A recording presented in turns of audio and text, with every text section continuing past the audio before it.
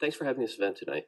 Appreciate it. I'm looking also forward to the next one next week. I just heard about the other day. That looks like it'll be a really interesting event as well about the plan. So at the Planning Commission, I said a few words about the fact that there's kind of something for everybody on this plan. That there'll be parts that people can agree on, parts that people will disagree on, and I think through that discussion, I think it'll become a better plan. And I think it establishes some very worthwhile and lofty goals, and the question is how will those be implemented? And there's a lot to talk about there in terms of, looking at the individual implementation plans forward on that. And there's certainly a bunch that we talk about there.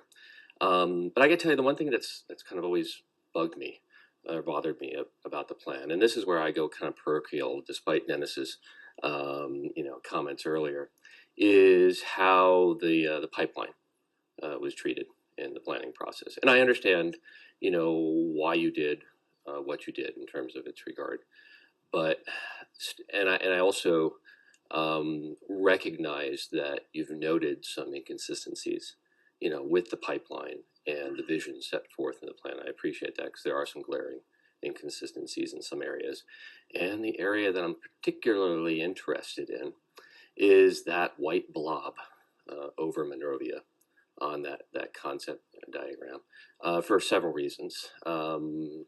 First and foremost, that most of the justification for that white blob was kind of swept away by the circuit court, and I think we have to acknowledge that. And I know that there's a process that's still going on, but where we stand right now is it was zeroed out, and I think we have to acknowledge that.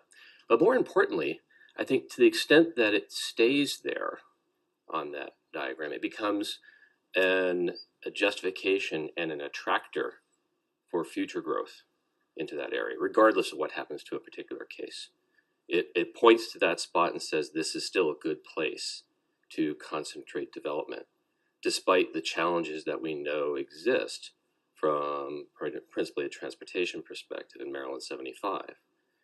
Whatever the cost estimate's going to be, is going to cost an awful lot of money to move people from point A to point B who, if growth continues as indicated by that white blob in the Monrovia area, in terms of the length of 75, the connection to I-270 that makes it all make sense if you do improve 75.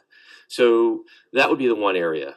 And I could also talk about some of the, the stuff up in Newmarket as well, but principally that bright white blob over Monrovia just kind of irritates me about the plan in terms of what it means going forward into the future. So, thank you. All right. Thank you, Steve.